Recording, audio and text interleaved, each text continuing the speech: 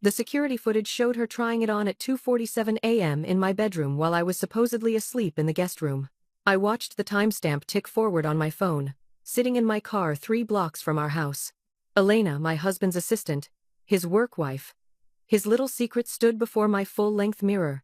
My grandmother's 1,952 Italian lace wedding dress clinging to her body.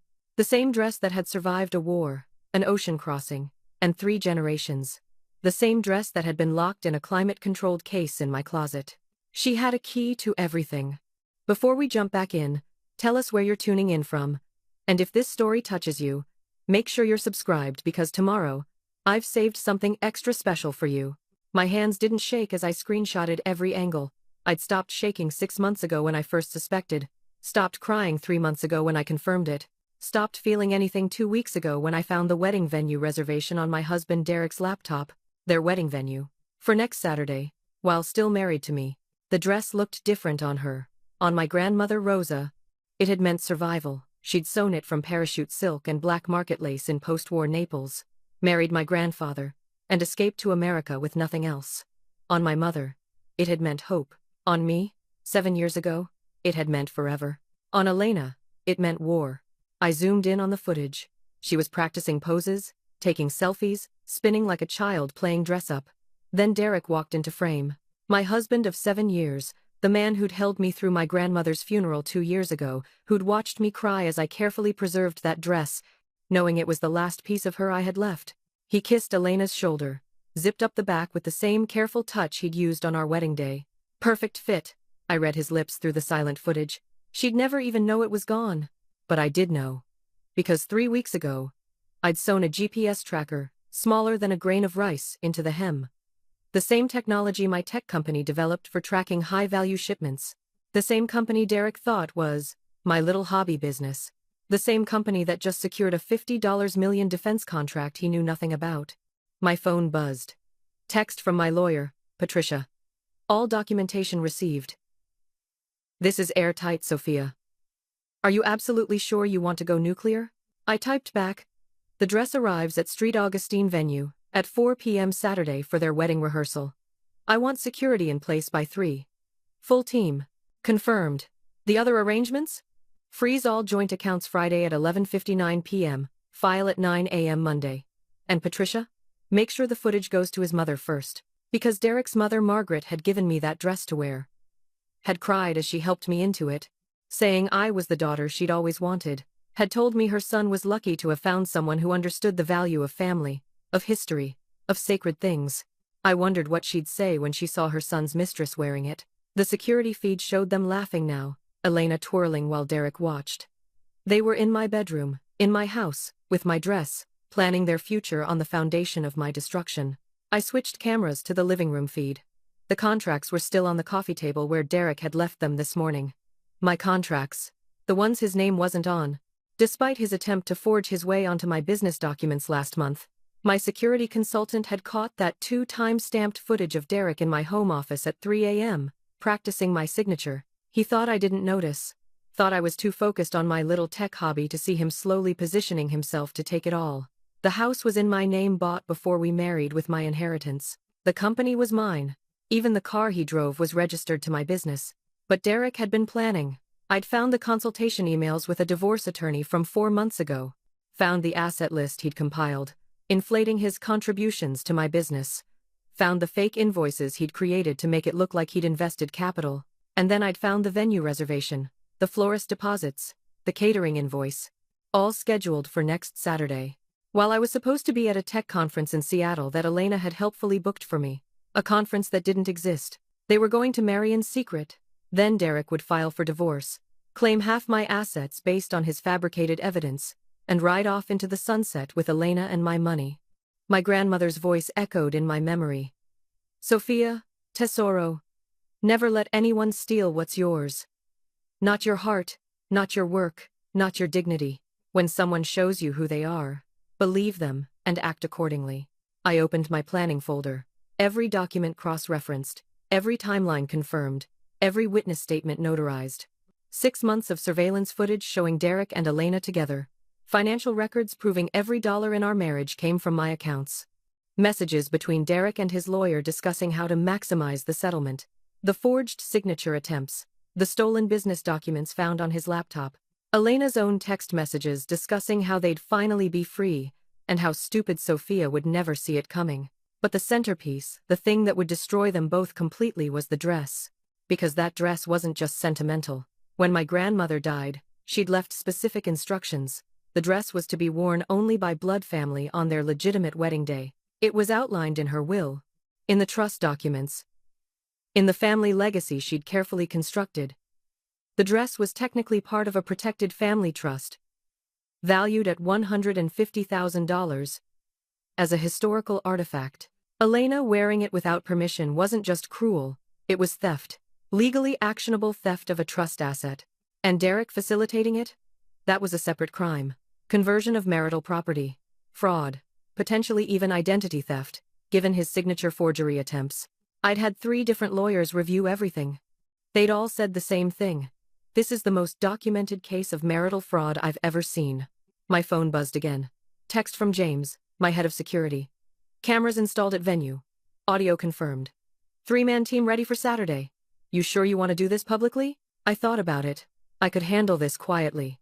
Private divorce, sealed documents, a clean break. But quiet hadn't been their plan for me. They'd planned humiliation, sending me away to a fake conference while they celebrated their marriage. Planned theft, taking my assets through fabricated evidence. Planned erasure, replacing me in every aspect of Derek's life, including erasing me from my own family legacy. So no, not quiet. Preparing and narrating this story took us a lot of time, so if you are enjoying it, like this video, it means a lot to us. Now back to the story. Public. I typed back. Every moment recorded. I want it all documented. Because in 3 days, Derek and Elena would arrive at St. Augustine venue for their wedding rehearsal. Elena would be wearing my grandmother's dress, believing I was 3,000 miles away at a conference. They'd have their photographer, their wedding party, their elaborate setup for the secret ceremony they'd planned for the next day. And I would be there waiting. The venue coordinator, Marcus, was already briefed. He thought he was hosting a rehearsal for Danielle and Edward, the fake names they'd used on all the bookings. I'd paid him triple to keep the reservation and play along. My security team would be positioned throughout the venue, cameras everywhere, audio recording every word. And when Elena walked in wearing that dress, when Derek saw his mistress draped in my family's most precious heirloom, when they felt safe and victorious and certain they'd won, that's when I would step out of the shadows. That's when my security team would strip that dress off her back, in front of their wedding party, their photographer, every witness they'd assembled. That's when Derek would realize I'd known everything for months. That's when they'd both understand what it meant to steal from the wrong woman. I started the car. I had 3 days to finalize every detail. 3 days to ensure every legal protection was in place. 3 days to prepare for the kind of revenge that would make headlines. My phone rang. Derek calling. Right on schedule for his nightly working late check-in. "Hi, honey," I answered, voice sweet and unsuspecting. "How's the office?" "Exhausting," he lied smoothly. "Probably going to be another few hours. Elena and I are working on this big presentation." "I bet you are," I thought, watching the security feed where he was still in our bedroom, probably helping Elena carefully hang the dress back up. "That's fine," I said. "I'm actually swamped with prep for the Seattle conference this weekend. Might just sleep in the guest room when you get home so I don't wake you early." "You're so considerate," Derek said, and I could hear the relief in his voice. Relief that his stupid, trusting wife was making it so easy. "Oh, before I forget," I added casually, "I'm leaving Friday afternoon for Seattle. Early flight Saturday morning. Won't be back until Monday night." That's perfect timing," Derek said, his voice lifting with barely concealed excitement. "I mean, perfect for you to focus on your conference. I'll probably just have a quiet weekend. Maybe catch up on some projects around the house." Around the house. The house he'd already picked out with Elena. The house they'd been touring last Tuesday when he told me he was at a team-building retreat. "Sounds good," I said. "Love you." "Love you too," he replied. The words, automatic and hollow. I hung up and pulled up the surveillance feed from the real estate agent's office. Derek and Elena, touring a $2.3 million property, discussing financing options. Financing that would come from his anticipated divorce settlement. The agent's voice came through clearly on the audio. "And you're certain the funds will be available by next month?" Absolutely, Derek had confirmed. Everything's in motion. By mid-December, we'll be ready to make a full cash offer. Mid-December, right after their secret wedding, right after he filed for divorce and demanded his 50% of my assets. I saved the recording to the master file. Evidence item #247. My lawyer had joked that we could teach a law school course using just this case. Marital fraud. A complete guide, she'd called it. But this wasn't about the law anymore. The law would handle the divorce, the asset protection, the criminal charges for the forgery and theft. This was about making sure Derek and Elena understood exactly what they'd tried to destroy. The next morning, I went through my routine perfectly. Made coffee for Derek when he finally came home at 4 a.m. Smelling of Elena's perfume. Kissed his cheek when he mumbled about the difficult client presentation. Packed my suitcase for the fake Seattle trip while he showered. "I'm really proud of you," Derek said over breakfast. "The performance of a caring husband. This conference is a big deal for your little company." Little company. The company currently valued at $85 million after the defense contract. The company he'd tried to claim partial ownership of through forged documents. "Thanks," I said, playing the grateful wife. "I couldn't have done it without your support." He smiled, reaching across to squeeze my hand. The same hand that had signed fake documents. The same hand that had unzipped my grandmother's dress from Elena's body. I smiled back and thought about Saturday. That afternoon, I had a final meeting with my legal team. Patricia had assembled a war room, literally, a conference room with evidence boards, timelines, and documentation that looked like something from a crime procedural. "This is excessive," I said, staring at 6 months of my life mapped out in meticulous detail. "This is necessary," Patricia corrected. "When you go nuclear on someone, you need overwhelming force. No room for counterattack. No sympathy angle. No way out. Derek's going to try every angle when this hits. We need to be bulletproof." She walked me through the timeline one more time. Friday, 11:59 p.m. All joint accounts frozen. Derek's credit cards all funded through my accounts declined. Saturday, 3 p.m. Security team in position at venue. Saturday, 4:15 p.m. Derek and Elena's expected arrival for rehearsal. Saturday, 4:30 p.m. My arrival, confrontation, and dress recovery. Saturday, 5 p.m. Police called for theft of trust property. Saturday, 6 p.m. Footage sent to Derek's mother, his employer, and Elena's family. Monday, 9 a.m. Divorce filing with emergency protective orders. Monday, 10 a.m. Derek served at his office, in front of his colleagues. Monday, 11 a.m. Press release about the defense contract. Establishing my company's value and my sole ownership. "The press release might seem like overkill," Patricia said, "but Derek's been telling people he's a co-founder of your company. We need to publicly establish the truth before he can spin his narrative." I nodded, thinking about all the times Derek had introduced himself at networking events as co-founder of Tech Secure Solutions. All the times he'd taken credit for my work, my innovations, my success. "What about Elena?" I asked. Patricia's smile turned sharp. "Elena's an interesting case. She's not just Derek's mistress. She's also been embezzling from your company." I sat up straighter. "What?" "Our forensic accountant found it last week. Small amounts, spread across fake vendor accounts. About $47,000 over 18 months. She was careful, but not careful enough. Derek's been helping her. His signatures are on several approval documents. So it wasn't just an affair. It wasn't just stealing my dress, my husband, my life. They'd been literally stealing my money." "Press charges," I said flatly. "Already drafted. We'll file Monday along with everything else. Between the embezzlement, the dress theft, and Derek's forgery attempts, we're looking at multiple felony charges for both of them." I thought about Elena, probably at home right now, planning her hair and makeup for Saturday's rehearsal. Probably texting her friends about her secret wedding to a successful tech entrepreneur. Probably dreaming about the life she'd stolen. "Good," I said. "I want them to feel every bit of this." Patricia studied me for a moment. "Sophia, I have to ask. Are you doing this for justice, or for revenge?" I considered the question honestly. "Both. Is that wrong?" "No," she said simply. "Some people deserve exactly what's coming to them. Just be prepared, this is going to get ugly. Derek's going to fight back. He's going to try to paint you as vindictive, crazy, a woman scorned. The publicity will be intense." "Let it be intense," I replied. "I have truth, evidence, and the law on my side." "What does he have?" A lawyer who'll try to make you look like the villain in your own story. I thought about my grandmother, about the dress, about everything Derek and Elena had tried to take. Then it's a good thing I'm an excellent storyteller, I said. And this story? This story has receipts.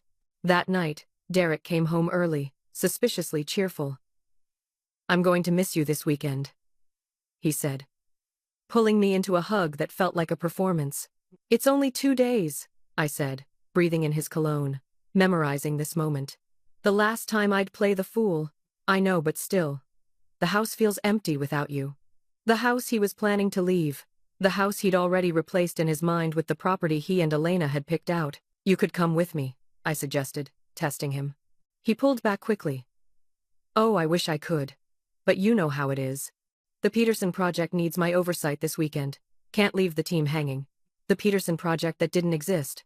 That was 3 lies in under 30 seconds, a new record even for Derek. Of course, I said. Work comes first. You're so understanding, he said, kissing my forehead. That's what I love about you.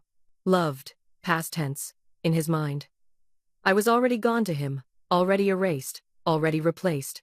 I went to bed early, leaving Derek on the couch with his laptop. Through the hidden camera in the living room, I watched him immediately call Elena. She's leaving Friday afternoon, he said, voice low. We're clear for the whole weekend. Everything's set up? Elena's voice came through tinny but clear on speakerphone. Everything's perfect. The dress fits like it was made for me. The venue is confirmed. Our families will be there by 6 on Saturday for the actual ceremony. Derek, we're really doing this. We're really doing this, he confirmed. By Sunday, we'll be married. And by Christmas, we'll be free of her completely. New house, new life, and enough money to never worry again. I can't believe she still doesn't suspect anything. Elena laughed. She's so trusting it's almost sad. That's what happens when you're too focused on your little hobby business, Derek said.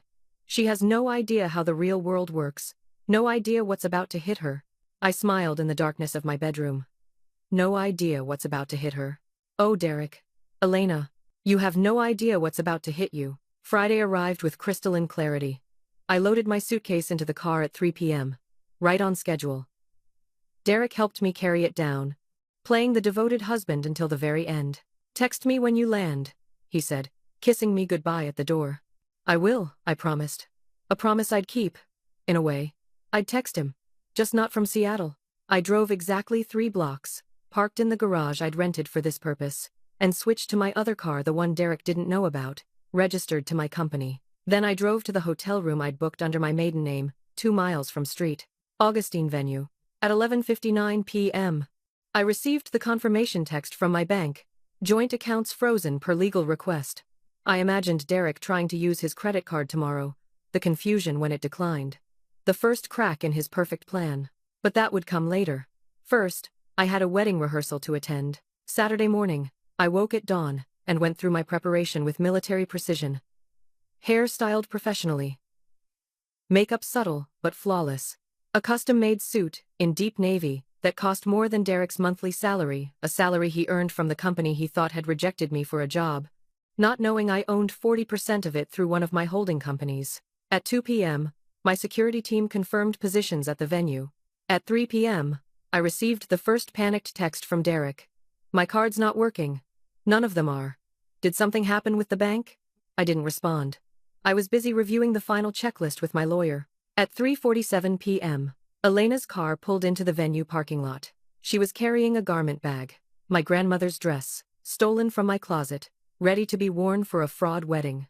At 4:02 p.m., Derek's car arrived. He was on the phone, still trying to figure out the credit card situation, frustrated and confused.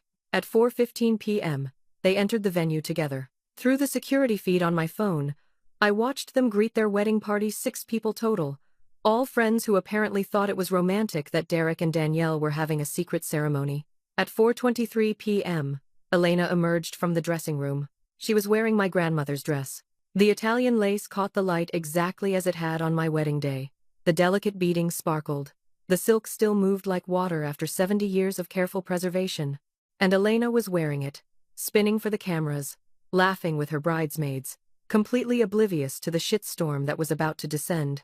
Derek was standing at the altar setup, watching her with an expression that might have been love if it wasn't built on lies and theft. The photographer was snapping photos, the small audience was cooing. The venue coordinator was pretending this was all perfectly normal. I checked my watch. 4:29 p.m. I stood up, smoothed my suit, and nodded to James. "It's time," I said. We walked through the venue's side entrance. My security team fell into formation, 3 men in professional suits, all carrying the legal documentation that authorized what we were about to do. The main doors to the ceremony space were open. I could hear Elena's laughter, Derek's voice saying something about the most beautiful bride. I stepped into the doorway. The room fell silent. Derek saw me first. His face went from confusion to recognition to absolute horror in the space of a single heartbeat. Elena turned, still smiling, not understanding yet why everyone had gone quiet. Then she saw me. "Hello, Derek," I said, my voice carrying across the room with perfect clarity. "Elena. Lovely dress you're wearing. Looks familiar." Elena's face drained of color. The lace bodice rose and fell with her rapid breathing as understanding crashed over her like a wave. "Sophia?" Derek's voice cracked. "What are you? You're supposed to be in Seattle." "Seattle?" I stepped further into the room, my heels clicking against the polished floor. "The conference that doesn't exist? The one Elena booked for me to get me out of the way?" I turned to address the confused wedding guests. "I'm Sophia, Derek's actual wife. The one he's still legally married to." Gasps rippled through the small crowd. Elena's maid of honor stepped back, her phone already out, recording everything. "This is insane," Derek sputtered, moving toward me. "You can't just—" "Can't what?" I interrupted, holding up my hand. James stepped forward, positioning himself between Derek and me. "Can't interrupt your fraudulent wedding ceremony? Can't reclaim my stolen property?" I gestured to Elena. "That dress she's wearing? That's my grandmother's wedding dress. A family heirloom worth $150,000, protected under a family trust. She stole it from my home." "I didn't steal anything." Elena's voice came out shrill, panicked. "Derek gave it to me. He said it was his to give." "Derek doesn't own anything," I said coldly.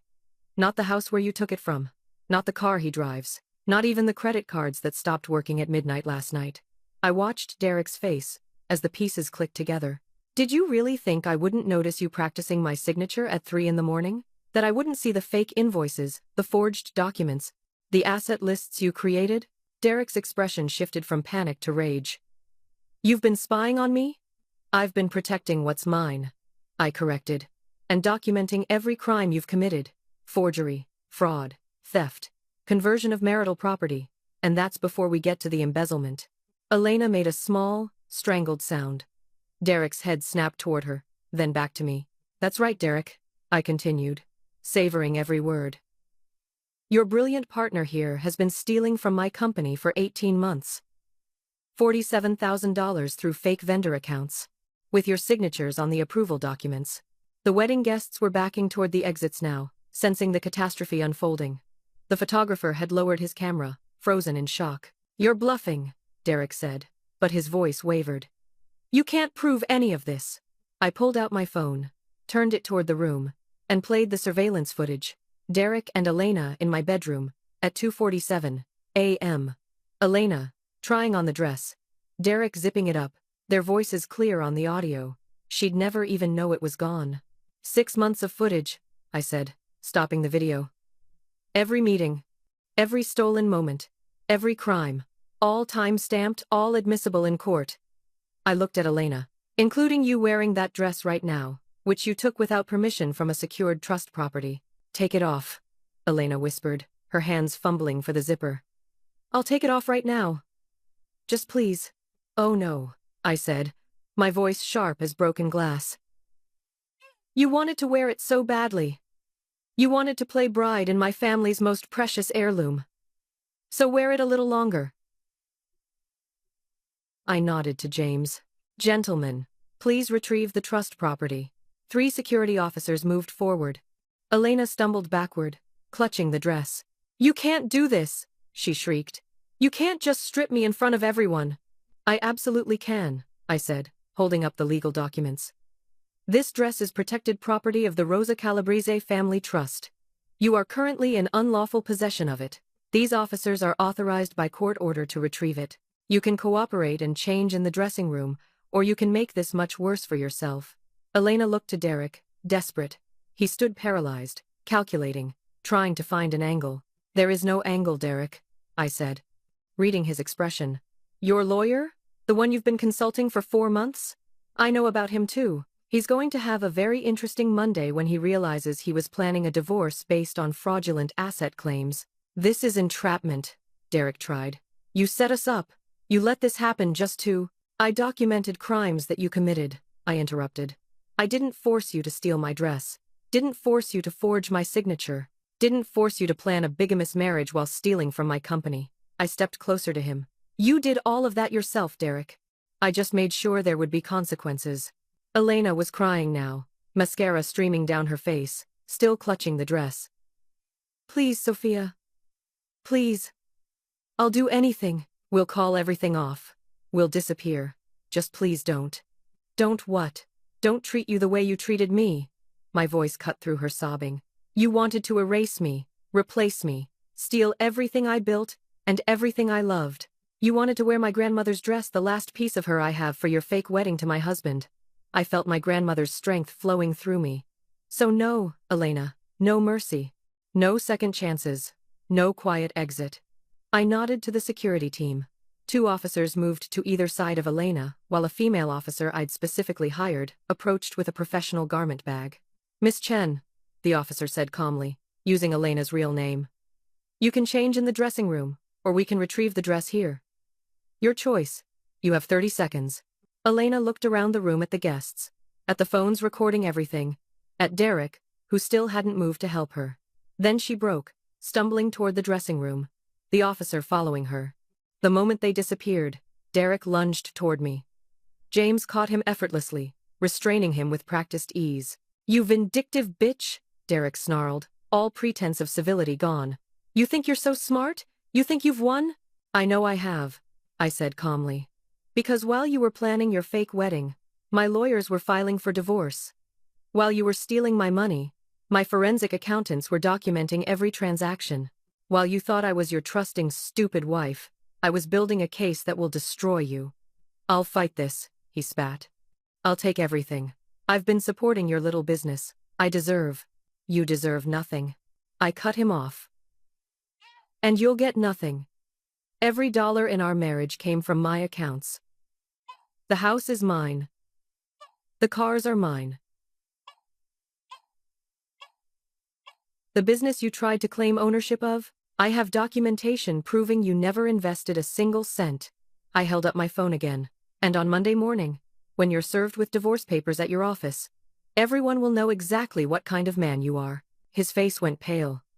My office? You wouldn't? I absolutely would. In fact, I'm counting on it. I smiled, cold and sharp. Your boss, Mr. Harrison at Reynolds Tech? He's going to be very interested to learn that his VP of operations has been planning bigamy, committing fraud, and embezzling from a company that just became Reynolds Tech's biggest competitor. Derek's legs seemed to give out. James eased him down into a chair. That defense contract I won? I continued. The one you called my little hobby? It's worth $50 million, and it makes my company a direct threat to Reynolds Tech's market share. You think they're going to keep you employed when they find out you're married to their competition? When they find out you've been trying to steal my trade secrets? I never, Derek started, but the lie died on his lips. Room 714 at the Marriott. 3 months ago.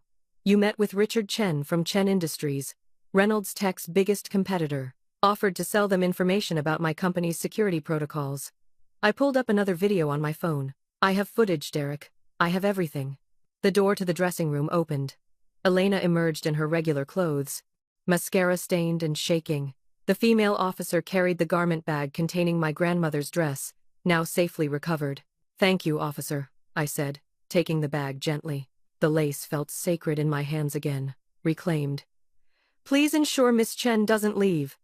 The police will want to speak with her about the embezzlement charges. Police? Elena's voice was barely a whisper. Did you think this would end with just embarrassment? I asked. You stole $47,000 from my company. That's a felony. Derek helped you, which makes him an accessory. And then there's the forgery, the fraud, the attempted bigamy. I ticked them off on my fingers. Monday is going to be a very busy day for both of you. The sound of sirens began to filter through the windows.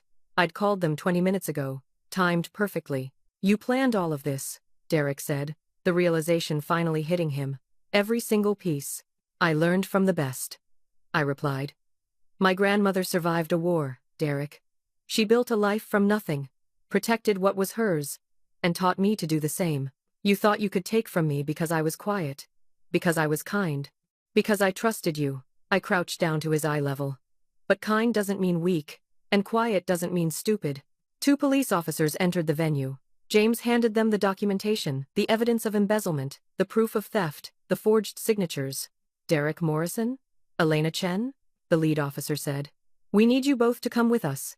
We have some questions about financial crimes and theft of property valued over $100,000. The wedding guests had their phones out now, recording everything. By tomorrow, this would be all over social media. By Monday, it would be in the news. Tech CEO exposes husband's fraudulent wedding or something equally viral. I'd already prepared the statement for my company, establishing the facts before Derek could spin his version. My lawyer had interviews scheduled with 3 major outlets. We would control the narrative completely. As the officers escorted Derek and Elena out, Derek turned back to me one last time. I loved you once, he said. Like it mattered. No, I corrected quietly. You loved what you thought you could take from me.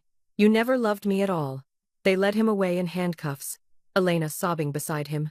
The wedding guests scattered, already texting, already posting, already spreading the story. I stood alone in the empty venue, holding my grandmother's dress. My phone buzzed. A text from Derek's mother, Margaret. I just saw the video. I'm so sorry, Sophia. I'm so deeply sorry. That dress should never have been touched. Whatever you need from me, you have it. Another text, this one from my lawyer. Divorce filed. Emergency protective orders granted. His assets frozen pending investigation. Are you okay?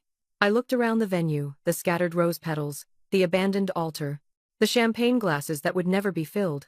Was I okay? I thought about the last 6 months, the pain of discovery, the rage of betrayal, the cold calculation required to document every crime, the nights I'd spent watching surveillance footage, building my case, preparing for this exact moment. I thought about my grandmother, who'd sewn this dress from parachute silk in a war-torn country, who'd taught me that survival sometimes looked like patience, like planning, like waiting for exactly the right moment to strike. I thought about Monday morning, when Derek would be served at his office, when the news would break, when everyone would know what he'd tried to do and how spectacularly he'd failed. I'm better than okay, I texted back to Patricia. I'm free. I carefully folded the dress back into its protective garment bag. It would need to be cleaned, blessed, restored to its proper place. But it was home now, safe. My phone rang. An unknown number, I answered. Miss Morrison? A woman's voice said. This is Rebecca Chen, Elena's sister. I wanted to say I'm sorry. We had no idea she was involved with a married man. If we'd known. Thank you for calling, I said simply. The family is mortified. We'll cooperate fully with whatever legal proceedings you pursue. Elena's actions don't represent who we are. After she hung up, I sat down in one of the wedding chairs. The venue coordinator approached cautiously. Miss Morrison, I'm so sorry. If I'd known this was all fraudulent. You couldn't have known, I assured him. They used fake names, paid in cash. You're not at fault here. He nodded gratefully. For what it's worth, what you did took incredible courage. My sister went through something similar. Her husband cleaned out their accounts and disappeared. She never got justice. He paused. I'm glad you did. After he left, I sat in the silence, processing everything. The adrenaline was fading, leaving behind a strange emptiness. This was what victory felt like. Not triumphant. Exactly. More like closure. My phone buzzed with notifications. The video was already going viral. Number wedding dress revenge was trending. My company's stock had jumped 12% as the defense contract news spread alongside the personal drama. People were calling me a hero, a badass, an inspiration. But I didn't feel heroic. I felt like a woman who'd been forced to become someone harder, someone colder, someone capable of calculated revenge. My grandmother's voice echoed in my memory again. Sophia, tesoro. Protecting yourself isn't cruelty. It's survival. Maybe she was right. Maybe there was a difference between revenge and justice, between cruelty and consequence. Derek and Elena had made their choices. They'd planned my destruction carefully, methodically, with no regard for the pain they'd cause. They'd stolen not just money or property, but sacred things, trust, family legacy, years of my life, and I'd simply ensured they faced the natural consequences of those choices. Monday morning arrived with crystalline clarity. I dressed in my sharpest suit and drove to my office building, the headquarters of Tech Secure Solutions, the company Derek had called my little hobby. My team was already assembled when I arrived. The defense contract signing was scheduled for 10 a.m. The press conference would follow at 11 a.m. At 9 a.m., Derek was served with divorce papers at Reynolds Tech, in front of his entire department. My lawyer sent me the confirmation text. At 9:47 a.m., Reynolds Tech's CEO called Derek into his office. By 10:15 a.m., Derek's employment was terminated. He'd be escorted from the building by security, his access revoked, his reputation destroyed. At 11 a.m., I stood before a room full of reporters and announced Tech Secure Solutions' $50 million defense contract. I spoke about innovation, about perseverance, about building something from nothing. This company is my legacy, I said, looking directly into the cameras. Built with my vision, my capital, and my work. No one can take that from me. The reporters asked about the viral video, about Derek, about the dress. I kept my answers brief, professional, focused on facts. I discovered that my husband was planning to commit bigamy while simultaneously attempting to defraud me of assets he never owned. I took appropriate legal action. That's all I'll say on the matter. But the message was clear. I was not a victim. I was not broken. I was a CEO who'd protected her assets and her legacy with the same precision I brought to my business. By the end of the week, the criminal charges were filed. Derek faced fraud, forgery, and accessory to embezzlement. Elena faced embezzlement and theft of property, over $100,000. Their lawyers tried to make deals. My lawyer refused every offer. They wanted to destroy you, Patricia said. They deserved to face every single consequence. The divorce was finalized in record time. Derek got nothing, not the house, not the cars, not a cent of alimony. He was ordered to pay restitution for the embezzlement his girlfriend had committed. Elena lost her job, her reputation, and her freedom. She took a plea deal that included 18 months in prison and full restitution. Derek's trial was scheduled for the following spring. His mother testified against him, producing emails where he'd discussed getting rid of Sophia and taking everything she has. I didn't attend the trial. I didn't need to. Justice was happening whether I watched or not. Instead, I focused on my company. We hired 50 new employees, opened offices in 3 new cities, won 2 more major contracts, and one Saturday afternoon, exactly 1 year after the wedding venue confrontation, I drove to my grandmother's grave. I brought the dress, freshly cleaned and restored. I sat beside her headstone and told her everything. The betrayal, the planning, the revenge, the aftermath.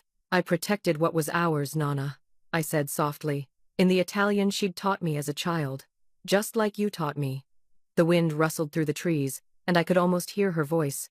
Brava, tesoro, brava. I left the dress at her grave for a moment, a symbolic return, a moment of peace before carefully packing it away again. Someday, if I had a daughter, she would wear it. The legacy would continue, protected and pure. As I drove away from the cemetery, my phone rang. A new client, a new opportunity, a new chapter. I answered with confidence, with strength, with the unshakable knowledge that I would never again be anyone's victim. I was Sophia Calabrese Morrison, CEO, granddaughter of a survivor, protector of legacies, and I was exactly where I was supposed to be. The dress hung in my closet once more, safe behind climate-controlled glass. But now, when I looked at it, I didn't just see my grandmother's past. I saw my own future built on the foundation of strength she'd given me, protected by the lessons she'd taught me, and absolutely, completely mine. No one would ever take it from me again. Up next, you've got 2 more standout stories right on your screen. If this one hit the mark, you won't want to pass these up. Just click and check them out. And don't forget to like, subscribe, and turn on the notification bell, so you don't miss any upload from us.